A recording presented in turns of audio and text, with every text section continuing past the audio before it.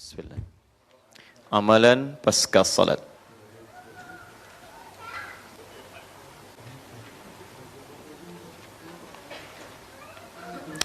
Satu, kita ambil dulu dasar pembahasannya di Quran surah keempat An-Nisa di ayat 103. Kita turunkan ini dua.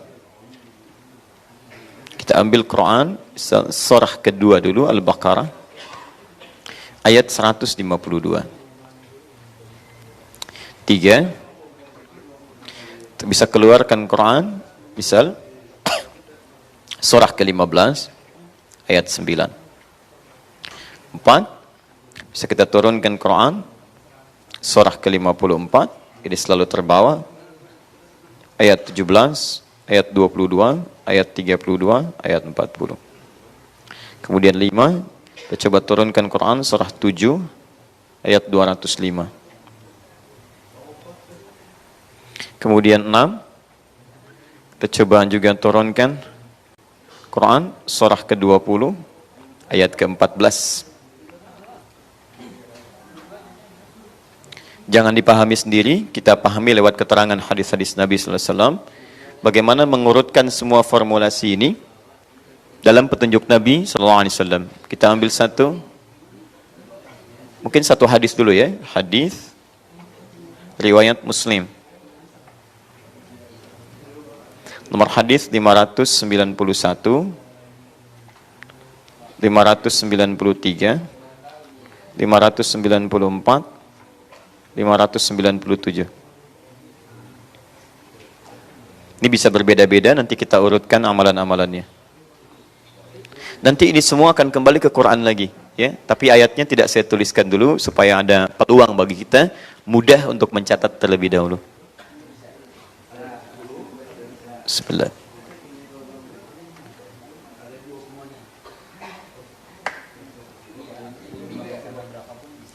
Time sudah? Alhamdulillah.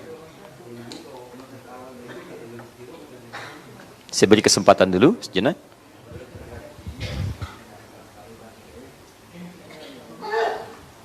Alhamdulillah.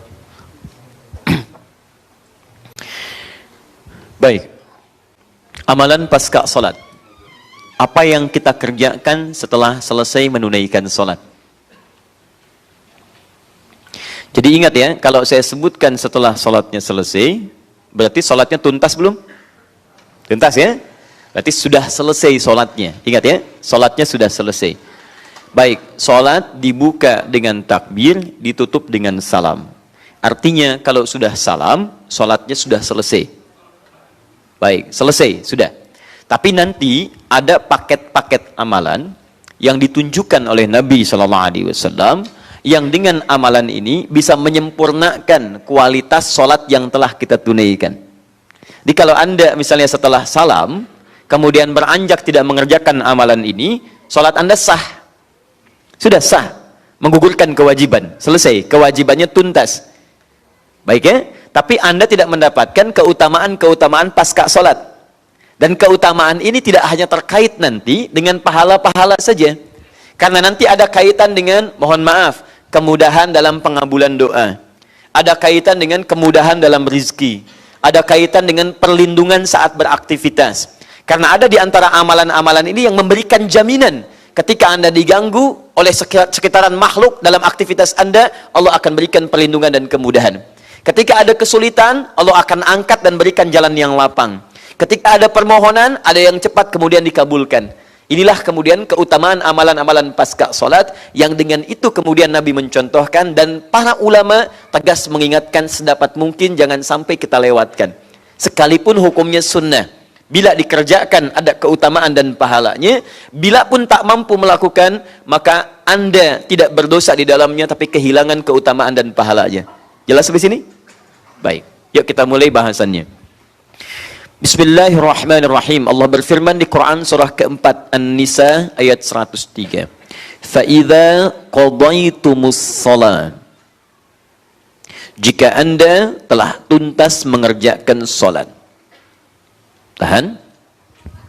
Fokus baik-baik. Kalau kita berhenti pada bacaan ini, selesai.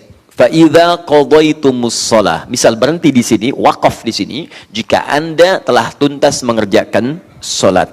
Maka ada isyarat di ayat ini, kalau Anda berhenti di kalimat ini, ada segelintir orang yang motif salatnya untuk menuntaskan kewajiban saja. Yang penting sudah salat. Ya, ingat ya. Kalau Anda berhenti di ayat ini, fa idza qadaytumus shalah, maka di antara maknanya menunjuk pada segelintir orang yang motif salatnya hanya sekedar mengangkat kewajiban saja. Yang penting selesai salat. Mau diterima, mau tidak, itu terserah Allah. Yang penting tugas saya salat selesai. Ada yang begitu? Nah, biasanya kalau Quran isyaratkan dengan cara baca, itu akan muncul. Ya, salat subuh misalnya kan, 2 rakaat. Wah, cepat lagi selesai. Kok cepat amat? Misalnya, yang penting sudah sholat daripada enggak. Baca Al-Fatihah enggak? Sudah hafal tiap hari 17. Menurut saya setiap rakaat, dan seterusnya. Misal. Nah, itu akan ditemukan gelintir orang-orang yang demikian jika wakaf dalam konteks yang dimaksudkan. Tapi kalau Anda teruskan, فَإِذَا قَضَيْتُمُ الصَّلَاةَ فَاذْكُرُوا اللَّهَ. Jika Anda telah tuntas mengerjakan sholat, maka berzikirlah kepada Allah Subhanahu wa Ta'ala. Qiyaman, baik dalam keadaan berdiri, wa qu'udan, atau dalam keadaan duduk, wa 'ala junubikum, atau bahkan dalam saat keadaan berbaringnya. Ada 2 tafsir di sini. Tafsir pertama, tahan sebentar. Fadhkurullaha, kata dzakara, ini menunjuk, tafsir pertama, pada aspek keberhasilan atau kesuksesan orang sholat. Zikir dalam bahasa Arab itu artinya ingat.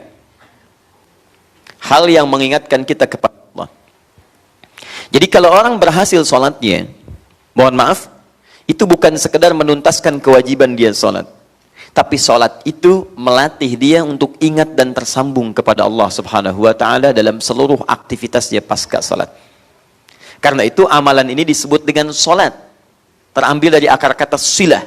Wasala yasilu silatan wasanatan, yang berarti sesuatu yang terhubung dengan kuat, erat, sulit dipisahkan. Dalam bahasa fikih disebut dengan doa. As-shalah ya doa. Salat disebut dengan doa. Kenapa disebut doa? Karena ketika Anda berdoa, Anda terhubung dengan Allah Subhanahu wa Ta'ala. Punya hubungan yang sulit terpisahkan. Bahkan ada orang yang saking terhubungnya, tiba-tiba dia bisa meneteskan air mata saat berdoa. Ada yang terisak-isak. Ada yang memohon dengan dalam dan sangat. Karena punya hubungan yang sangat kuat. Karena itu ibadahnya disebut dengan solat. Seakar dengan kata silah. Jadi kalau seseorang benar solatnya, kata Al-Quran, begitu selesai solat, maaf, maka saat solat dia dilatih untuk ingat dengan Allah, nyambung dengan Allah. Kalimat-kalimatnya dibaca, gerakannya, sujudnya, tunduknya. Maka orang yang berhasil solatnya pasca solat, dia ingat kepada Allah dalam seluruh aktivitasnya. Baik berdiri. Jadi begitu Anda salam, misalnya, Anda berdiri, beraktivitas dalam berdiri Anda, itu orang yang benar sholatnya, dalam aktivitasnya dia ingat Allah Subhanahu wa Ta'ala. Jalannya ingat Allah, pakai sendalnya ingat Allah, pakai sepatunya ingat Allah, kemudian bahkan berlari pun dia ingat Allah, dalam berdirinya. Dan orang-orang yang ingat kepada Allah, terhubung dengan Allah, itu mustahil melakukan perbuatan yang menyimpang dari ketentuan Allah Subhanahu wa Ta'ala. Karena dia tahu Allah mengawasi, seperti saat sholat dia mengingat Allah. Makanya hampir tidak akan pernah ditemukan orang sholat di masjid, begitu keluar masjid, ingat Allah, tapi masih bisa tertukar sendal. Itu mustahil. Tadi di mana ya nyimpannya? Itu, Masya Allah, dipakai aja. Padahal ke masjid nggak pakai sendal. Itu mustahil. Ya, saya punya sepupu dulu masuk pesantren. Awal-awal masuk, polos sekali. Dia pakai sendal, hilang. Di masjid. Pasca sholat. Hari kedua, dia pakai lagi, dia tidak putus asa, hilang lagi. Hari ketiga, dia ikhtiar, beli gembok, Bu. Sendal jepit, dia gembok. Demi Allah saya katakan, hilang dengan gembok-gemboknya. Dia lamponan. Hanya terjadi di pesantren. Baik ya? Kemudian dia yang keempat, dia punya kreativitas. Dia tuliskan di sendalnya, bertakwalah kepada Allah. Anak baru masuk. Bertahan sendal itu, Pak. Bertahan. Dia pakai wudhu, dia pakai jalan dan sebagainya. Begitu hilang tulisannya, hilang sendalnya. Apa Anda lihat? Tayyib. Kemudian dia berserah diri, berdoa, dan apa adanya. Setelah itu datang keempat-empatnya dan ditunjukkan siapa pelakunya. Tapi sangat menarik lah kisahnya, saya simpan, saya kembalikan ke sini. Jadi kalau orang benar-benar ingat Allah dalam aktivitas dia berjalannya, dia berdirinya, mustahil dia melanggar ketentuan Allah. Termasuk Anda keluar dari masjid, ingat Allah, mustahil melangkahkan kaki kanan. Jangan terlampau soleh, pasti kiri. Silahkan cek, masuk kanan, keluar kiri. Jadi kalau Anda benar-benar ingat Allah, aktivitas yang berjalan pun demikian. Makanya disebut dengan ibadur rahman, hamba Allah yang penyayang. Allah saking sayangnya kepada dia, disebut hamba, dijaga oleh Allah, berjalannya pun teratur. Buka Quran surah 25 ayat 63. Wa ibadur rahmanil ladzina yamshuna 'alal ardi hauna wa idza khatabahumul jahiluna qalu salama. Hamba-hamba Allah yang penyayang itu kalau jalan bisa kelihatan karakternya, tawadhu dia, tidak sombong. Jalan yamshu itu bisa dengan kaki, bisa dengan kendaraan. Ya, jadi berdiri jalan tenang orangnya. Bahkan ketika diisengin orang, bahkan diprovokasi, wa idza khatabahumul jahilun, ketika memprovokasi atau mohon maaf misalnya mencelaknya orang-orang yang tidak punya pengetahuan banyak. Orang-orang yang kelas nalarnya rendah, mencela dia, qalu salama. Dia jawab dengan kata-kata yang menenangkan, salama. Jadi begitu selesai sholat, assalamualaikum salam, assalamualaikum salam, salam. Begitu salam kemudian dilatih dalam sholat, dalam jalan pun qalu salama. Salam dipraktekkan. Nilainya indah, bukan cuma dalam slogan. Dinus salam misalnya kan, din salam, ya, di lisan tuh kan. Tapi dalam keseharian nggak ada. Nah, itu ada sesuatu yang tidak sinkron. Saya waktu pertemuan multaqo, saya nggak tahu itu apa, cuman multaqo ramai sekali. Kemarin ada pertemuan dai ulama, alhamdulillah kita berkumpul dan masya Allah itu. Nah di antara sela-sela acara itu ada katanya nasyid populer din salam, anak kecil yang nyanyi Umar namanya, ya anak kecil, suaranya bagus tuh ya. Dan saya berdoa mudah-mudahan suara itu dialihkan kepada tilawah Al-Quran, ya. Dan itu lebih berhak dia mendapatkan itu. Allah titipkan suara yang indah dan lebih berhak suara itu digunakan untuk bisa membacakan ayat-ayat Allah. Nah, kami doakan dia datang dan alhamdulillah dia sudah 20 juz, ya, dan suaranya sangat bagus pada saat itu, ya. Maka saya pikir kenapa kemudian hanya muncul di lisan tentang makna salam itu, kenapa tidak diterapkan dalam kehidupan? Jalan itu orang sholat, dalam kendaraan juga begitu, itu masyu. Masyu itu bisa dengan kaki, bisa dengan kendaraan. Biasa jalan ke masjid tawadhu, begitu pakai sepeda tawadhu juga. Ya jangan sampai berubah. Kemarin pakai sepeda, tawadhu. Begitu pakai motor, hilang du'nya, tinggal tawanya aja. Keliling komplek, pim, ayo dong ke masjid. Masya Allah. Sebelum ada motor nggak begitu. Muter aja ya. Dia nggak tahu warga kompleks udah nggak ada. Ini jadi masalah. Makanya orang-orang sholat begitu berdiri, dia ingat Allah. Tidak sombong. Bahkan dilarang. Wala tamshi fil ardi maraha. Quran surah 31 ayat 18. Maaf, wa qu'udan. Aktivitas duduknya juga begitu. Duduk dia ingat Allah. Makanya teman-teman, orang yang duduknya ingat Allah itu berbeda dengan orang yang tidak ingat kepada Allah subhanahu wa ta'ala. Bukankah di kantor Anda bekerja duduk? Ada yang berdiri di jalan, dia tawadhu. Ada yang di kantor duduk, ingat Allah. Lain Pak, Anda di kantor ingat dengan Allah, maka Anda tidak akan pernah menuliskan hal-hal yang buruk karena Anda tahu Anda sedang terhubung dengan Allah. Anda tidak akan pernah menambahkan angka-angka yang tidak jelas dari proyek-proyek yang tidak benar. Anda tidak akan pernah menerima suapan. Demi Allah saya katakan, ibu, bapak, catat baik-baik. Selalu saya sampaikan ungkapan ini. Tangan orang tahiyat tidak akan pernah bermaksiat. Tangan orang tahiyat tidak akan pernah bermaksiat. Berapa kali ibu duduk menulis status yang tidak benar tentang orang lain? Berapa kali Anda menuliskan sesuatu yang ingin dikomentari oleh orang lain? Berapa kali Anda sholat tapi juga Anda bermaksiat dengan mencela orang lain? Dengan banyak berbuat prasangka yang tidak baik, dengan banyak mencari musuh dalam kehidupan. Orang sholat tidak akan begitu. Dia akan menuliskan sesuatu yang lembut, yang indah, yang mengandung nilai kebenaran yang diridhoi oleh Allah subhanahu wa ta'ala. Jadi mustahil tangan orang tahiyat bisa berbuat maksiat. Maka cek, berapa kali kita menunaikan sholat sampai dengan saat ini, dan berapa kali organ tubuh kita yang dipaksa tunduk kepada Allah, tapi bisa-bisa berbuat maksiat dalam kehidupan. Bukankah sujud menengadahkan dan menurunkan semua organ tubuh kita? Bukankah ruku gambaran dari kepatuhan kepada Allah? Makanya disebut dengan Islam. Islam diantara maknanya patuh. Kalau seseorang sudah mulai tunduk kepada Allah, ada pembuktian dari kepatuhan dalam kehidupannya. Jadi kalau tiap hari tangan cuma bergerak-gerak, tapi tidak ada kepatuhan dari ujung kepala sampai ujung kaki, pasti ada yang salah. Pasti ada yang keliru. Karena itu bertakwalah kepada Allah subhanahu wa ta'ala, dan kualitas salat Anda akan dibuktikan dalam perilaku Anda. Makanya kalau ada tawaran-tawaran berbuat maksiat, sementara Anda sudah selesai menunaikan salat, Anda mesti malu di hadapan Allah subhanahu wa ta'ala. Karena semua itu akan dihisab. Semua itu akan dihisab. Paham ya? Jangan diulangi lagi. Tuliskan sesuatu yang tidak baik, ya. Status-status yang tidak berkesan. Gambaran-gambaran yang buruk. Pak, nih Pak, ambil Pak, fee-nya sekian.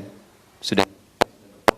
Mohon maaf, saya malu kepada Allah Subhanahu wa taala. Ini tangan-tangan tahiyat, saya nggak akan pakai untuk maksiat. Bapak bisa keluar dari pekerjaan ini. Rizki saya sudah dijamin yang belum terjamin. Saya khawatir ketika rizki dijamin tapi surga tidak terjamin, justru apa yang Anda berikan mengantarkan saya pada neraka. Kami naikkan Pak 10 miliar. Baik, saya istikharah dulu. Ya, sudahlah. Duduk. 3 wa ala junubikum. Bahkan berbaring dia ingat Allah, ya. Berbaring dalam keadaan sakit di rumah sakit yang diingat Allah, ya Allah dan seterusnya. Nah, ini hanya implementasi dari ibadah kita. Ini untuk review dulu ya. Kita mengecek apakah selama ini sholat kita tuh benar atau tidak. Jangan-jangan fikihnya bagus, bacaannya indah, gerakan-gerakannya sempurna, tapi indikator keberhasilannya tidak ada. Maka boleh jadi, mohon maaf, ada bagian-bagian dari fikih itu yang belum sempurna. Saya pernah pesankan di awal, persoalan sholat itu terkumpul, ibadah itu terkumpul dalam 3 aspek. Ingat baik-baik. Kadang-kadang yang kita konsentrasikan cuma 2, yang ketiganya nggak masuk. 1 itu bacaan, 2 itu gerakan, fikih, ketiga itu esensi, hikmah. Karena itu ketika Nabi diutus, bahkan 30 generasi sebelumnya, itu berdoa Nabi Ibrahim dan Nabi Ismail alaihi wassalam kepada Allah. Dan doanya diabadikan di Quran surah kedua ayat 129. Paling kiri sebelah atas. Itu mintanya 4. 4 ini yang 3 gambaran dari 2 tadi, yang 1 tambahannya yang bagian ketiga. Lihat kalimatnya, Rabbana wab'ats fihim rasulan minhum. Ya Allah, mohon nanti utus kapanpun kau kehendaki seorang rasul yang terlahir di sekitaran Ka'bah. Saya pernah bahas ini berulang kali. Tidak ada satupun rasul Nabi lahir di sekitaran Ka'bah kecuali Nabi Muhammad SAW. Yatslu alaihim ayatika. Baik-baik. Mereka nanti rasul ini yatslu alaihim, dia akan menyampaikan ayat-ayatmu Al-Quran. Wa yu'allimuhumul kitab, dan menjelaskan kandungan Quran lewat penjelasannya. Kitab, penjelasan, dikenal dengan hadis, sunnah. Jadi jangan pernah Anda kemudian mengamalkan sesuatu hanya melihat Quran. Sekarang ada aliran-aliran yang dikembangkan lagi menolak hadis, ingkarus sunnah. Dia cuma ngambil dari Quran saja. Kalau Anda cuma ngambil dari Quran, bagaimana bisa mengembangkan ibadah dengan cara yang benar? Mengembangkan dimaksud mengamalkan sesuai petunjuk-petunjuknya. Coba, pernah nggak ada di Quran cara tentang bertakbir? Cara tentang ruku, cara tentang sujud. Perintah ruku ada. Al-Baqarah 43. Wa aqimus salata wa atuz zakata wa raka'u ma'ar raki'in. Kamu silahkan tunaikan salat, keluarkan zakat, ruku bersama orang ruku. Kalau Anda cuma mengambil Quran saja, tapi tidak pernah mengambil hadis, bagaimana cara sholat Anda? Saya cuma bayangin aja Ustadz, ruku, sujud. Aliran itu disebut bid'ah, bahkan oleh para pendahulu kita. Syekh Muhammad Hashim bin Al-Ash'ari, itu menulis kitab Risalah Ahlussunnah wal Jamaah, pendiri Nahdlatul Ulama, 31 Januari 1926. Punya 19 kitab, kitab keduanya Risalah Ahlussunnah wal Jamaah. Halaman 11.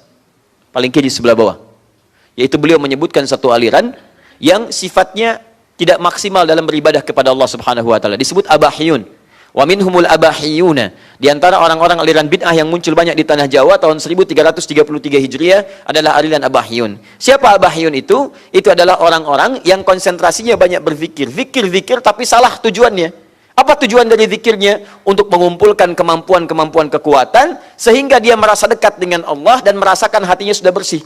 Wasafa qalbuhu, hatinya sudah bersih dengan zikir, bening, sudah dekat dengan Allah. Cuman kesimpulannya keliru.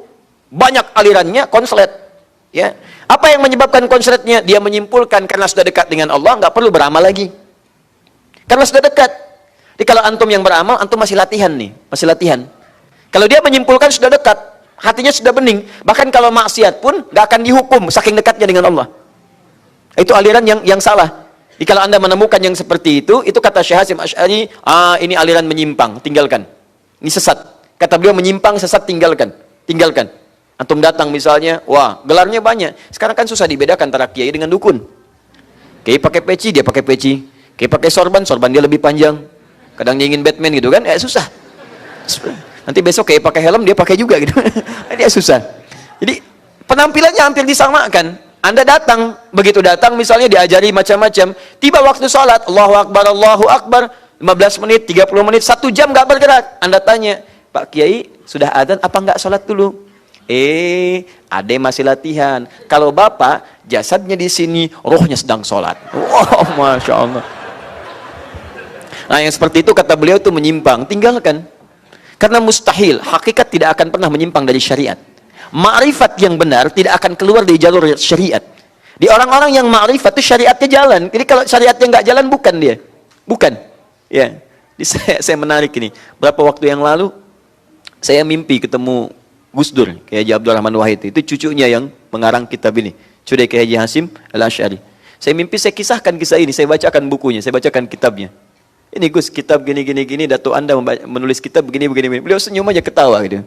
Ketawa, senyum, saya bacakan dan seterusnya. Jadi ada beberapa bagian-bagian dari teman-teman sekalian yang memang tidak dimaksudkan oleh para ulama-ulama kita, tapi menyebar banyak dengan hal-hal yang perlu diluruskan kembali. Tadi, orang yang mengejar zikir tapi meninggalkan sholat. Orang yang mengejar dunia tapi meninggalkan akhirat. Atau motif ibadah dibawa ke urusan dunia yang tidak dibenarkan dalam konteks syariat. Paham sampai sini? Baik. Bismillah. Kembali ke sini. Nah, sekarang jika ada orang-orang yang pasca sholat belum bisa menemukan sifat-sifat yang disebutkan tadi, tidak teraktualisasikan dalam dirinya, maka ada bagian yang ketiga yang belum sempurna dalam dirinya. Apa itu? Hikmah, esensinya. Jangan-jangan orang cuma belajar bacaan sholat begini, gerakannya begini, tapi tidak pernah diajarkan apa maksud dari semua gerakan dan bacaan itu. Sehingga dari semua pemahaman tadi, lahirlah apa yang disebut dengan tazkiyatun nufus. Wa yuzakkihim. Orang sholat itu jiwanya bersih.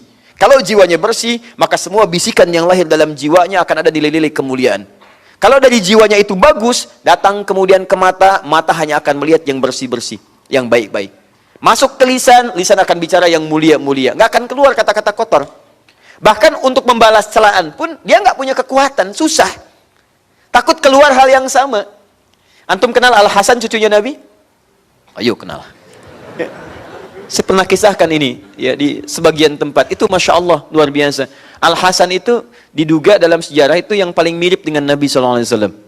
Dari wajah sampai karakternya. Al-Hasan punya seorang anak, Masya Allah, kemudian jalan, napak tilas pada kakeknya yang pernah membimbing beliau jalan-jalan. Nanti mungkin yang insya Allah di 24 Desember yang ikut dengan kami, itu ada kafilah Quran. Ya, pemberangkatan kurang lebih 100 penghafal Quran. Kita akan getarkan Makkah dan Madinah. Nanti kita akan melihat napak tilas kehidupan Nabi. Kita akan coba bawa. Di sini pernah jalan-jalan bawa cucunya, apa yang diajarkan dan sebagainya. Teman-teman sekalian, sepeninggal Nabi SAW, masa-masa yang jauh setelahnya terjadi fitnah Qumrah. Yang sudah banyak kita dengar. Ya, kemudian dan banyak dikisahkan oleh para ustadz-ustadz kita yang lainnya.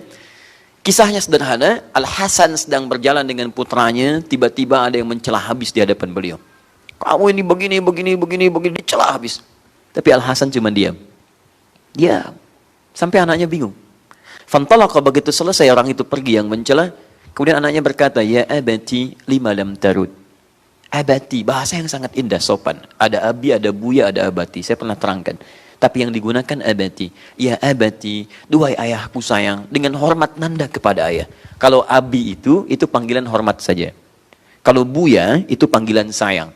Buya itu bisa dilekatkan pada ayah langsung untuk sayang di situ, ya, bisa dilekatkan pada orang yang kita sayangi dengan aspek yang lainnya, misalnya pengetahuan dan sebagainya. Buya Hamka, bukan ayah saya, tapi saya panggil Buya untuk menyayangi dari aspek keilmuan dan keulamaannya. Buya. Jadi bisa abi, bisa buya. Kalau Anda gabungkan abi dengan buya, kalimatnya menjadi abati. Panggilan di Quran anak kepada ayah itu seringkali menggunakan kata abati. Quran surah 37 ayat 102 sampai 109. Nabi Ismail ketika dikabarkan oleh ayahandanya, bapak melihat kamu di mimpi, bapak sembelih. Apa respon kamu? Inni ara fil manami anni adbahuka fanzur madza tara. Kata Ismail, ya abati, abati. Bukan abi, bukan buya. Ya abati fa'al. Duhai ayahku sayang, demi hormat nanda kepada ayah, cepat kerjakan sekarang. Ya, Al-Hasan punya anak, manggil, ya abati, duhai ayah, dengan rasa sayang dan hormat nanda kepada ayah. Lima lam tarud. Kenapa ayah enggak jelaskan? Kenapa enggak dibalas bahwa ayah enggak seperti itu? Perhatikan jawabannya. Wala adri ya bunayya kaifa arud. Bapak enggak tahu bagaimana cara balasnya. Jadi mencari-cari kalimat dalam jiwanya hanya untuk mengatakan, saya tidak seperti apa yang kamu duga, atau ingin mengatakan kamu tidak lebih baik dari apa yang kamu sampaikan, itu nggak ketemu kata-kata itu. Dicari itu nggak ketemu. Itu bagaimana seorang cucu Nabi disebut orang paling soleh di zaman beliau, dekat dengan Al-Quran, salat khusyuknya luar biasa, dan nilai-nilai itu dibawa dalam kesehariannya. Dan akhirnya apa yang terjadi? Hanya malu yang dibawa. Tapi yang dicela tidak ada beban, jalan lapang. Orang lapang itu Allah berikan kelapangan dalam dirinya. Makanya ketika dia kembali kepada Allah, Allah berikan tempat surga yang sangat lapang seluas langit dan bumi. Orang-orang yang hatinya lapang, maka Allah berikan kelapangan dalam surganya. Bahkan surganya seluas langit dan bumi. Buka Quran surah ketiga.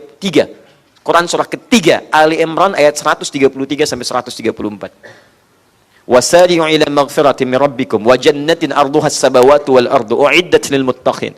Bergegaslah Anda sering introspeksi diri. Ingat-ingat kesalahan, perbaiki. Kemudian setelah itu harap-harap, berdamba dan berusaha bisa masuk surga yang saya siapkan seluas langit dan bumi untuk orang takwa. Siapa ciri orang takwa di situ? Lihat ayat 134-nya. Alladzina yunfiquna fis sarai wad dharra. Dia gemar berbagi, baik dalam keadaan lapang ataupun sulit. Tapi lihat terusnya. Wal kadhiminal ghaidha, yang sanggup menahan amarah. Wal 'afina 'anil nas, yang bisa memaafkan kesalahan orang. Wallahu yuhibbul muhsinin, dan Allah sangat mencintai orang-orang baik. Tidak mudah memaafkan kesalahan orang, termasuk tidak mudah menahan perasaan ketika kita banyak dicela oleh orang lain. Saat puasa mungkin saat puasa, tapi setelah puasa, bisakah itu semua bertahan? Saat puasa itu mudah, bahkan jam 5:30 dicela pun Anda bisa tahan. Kamu dasar begini, tahan. Puasa. Masya Allah. Teman Anda bilang, gak dibalas, habis maghrib. Habis maghrib lupa. Coba pasca puasa bisa nggak itu kembali terjadi pada kita? Maksimalkan lagi. Itu tidak mudah. Nah, makanya teman-teman, saya kembalikan ke sini kembali. Saya alihkan lagi. Jadi ada orang-orang yang menunaikan amalannya secara fikih itu benar, tapi hikmah tidak dapat sehingga tazkiyatun nafas tidak muncul dalam jiwanya. Dan yang paling menarik, ingat baik-baik. Yang paling menarik, Nabi Ibrahim, Nabi Ismail meminta 4 permohonan, dikabulkan oleh Allah dan ditambah 1 jadi 5. Dan ketika Allah mengabulkan, itu praktek aktualisasi dari ibadah ditempatkan nomor 1 setelah bagian-bagian yang lain. Buka ayat 151-nya. Al-Baqarah 151. Paling kanan sebelah bawah. Kama arsalna fikum. Sebagaimana kami telah utus bagi kalian seorang rasul. Jadi 30 generasi sebelumnya berdoa, setelah itu baru dikabulkan. Dan hasil doa itu, Nabi Ibrahim, Nabi Ismail tidak langsung menyaksikan. Jadi Nabi Muhammad itu keturunan dari Nabi Ibrahim lewat Nabi Ismail. Kakek buyutnya, datuknya yang lama berdoa, tapi ketika doa itu dikabulkan oleh Allah, yang berdoa tidak bisa menyaksikannya lagi, sudah tidak ada. Ini memberikan gambaran, kata para ahli tafsir, doa itu tidak akan pernah ada kerugian di dalamnya. Walaupun ibu bapak berdoa sekarang, boleh jadi tidak terkabul saat ini, tapi generasi berikutnya yang bisa mendapatkan bagian dari doa itu. Tidak ada ruginya. Anda berdoa, ya Allah, jadikan keluarga saya ada yang penghafal Quran. Jadikan ahli Quran, ya Allah. Anda beri ikhtiar, tapi sampai akhir ikhtiar hidup Anda tidak hafal Quran. Mungkin bukan Anda yang dititipkan oleh Allah untuk hafalan Quran itu.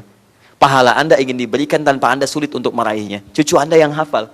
Cucu hafal karena doa Anda. Begitu dia hafal, setiap hurufnya mengalir pahala untuk Anda. Yang hafal cucu. Yang ikhtiar ibu misalnya. Begitu ibu berikhtiar, ibu pun menghafal. Berdoa, bermohon. Sampai meninggal tidak hafal, cucu yang hafal. Maka setiap amalan dari cucu, dari Qurannya, Anda dapat bagian pahalanya. Bahkan Anda titipkan misalnya pada ibunya, tolong jadikan penghafal Quran, jadikan wasilah di situ. Plus tambahan, akan dipakaikan mahkota saat Anda kembali kepada Allah sebelum masuk ke dalam surga Anda. Sekarang perhatikan baik-baik.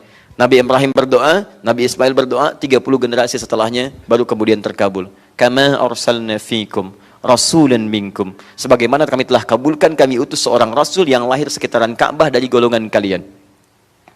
Yatlu alaikum ayatina. Tugasnya membacakan ayat-ayat kami, dalil Al-Quran. Lihat setelah itu, beda dengan 129. Yang 129, Rabbana wab'ats fihim rasulan minhum yatlu alaihim ayatika wa yu'allimuhumul kitab. Lihat, wal hikmah wa yuzakkihim. Yuzakkihim di akhir. Ketika dikabulkan, berbalik. Kama arsalna fikum rasulan minkum yatlu alaikum ayatina wa yuzakkikum. Baru wa yu'allimukumul kitab 3, wal hikmah 4, wa yu'allimukum ma lam takunu ta'lamun. Lihat, tazkiyatun nafas jadi awal setelah dalil. Setelah Quran, fungsi Quran apa? Memberikan keindahan, kebersihan, kesucian dalam jiwa setiap muslim. Sehingga ketika jiwanya suci, semua yang keluar di seluruh tubuhnya itu nilai-nilai kebaikan, kemuliaan. Dan dengan kemuliaan itu derajatnya terangkat. Anda cukup jadi orang baik untuk mendapatkan pujian dari Allah Subhanahu wa taala. Sifat baiknya dibagi dua, baik dengan Allah, baik dengan makhluk. Baik dengan Allah adalah orang-orang yang selalu konsisten menyembah Allah tanpa pernah meninggalkan perintah dan larangannya. Jangan cuma baik pada manusia, begitu dipanggil sholat, terlambat. Atau tidak sholat dan sebagainya, itu bukan baik. Cukup Anda menjadi orang baik menurut Allah, maka sempurna kehidupan kita dengan izin Allah Subhanahu wa taala. Paham sampai sini? Nah sekarang kalau ada orang kemudian sholat, ibadah, tapi nilai tazkiyah tidak keluar dalam hidupnya, tidak teraktualisasikan dalam elemen tubuhnya, maka ada yang belum sempurna dalam sholatnya. Untuk itulah kemudian pasca sholat dia dilatih kembali untuk mengingat Allah Subhanahu wa taala lewat amalan-amalan penyempurna dari ibadah sholatnya. Itulah yang kemudian disebut dengan zikir namanya. Paham? Di zikir tafsir pertama adalah aktualisasi dari nilai sholat. Zikir yang kedua dipahami oleh para ulama itu amalan-amalan yang diajarkan langsung oleh Nabi, yang dengan amalan itu menyempurnakan nilai-nilai salat untuk dibawa dan ingat kepada Allah Subhanahu wa taala. Dua tafsir ini kalau kita gabungkan keduanya terkait berkelindan.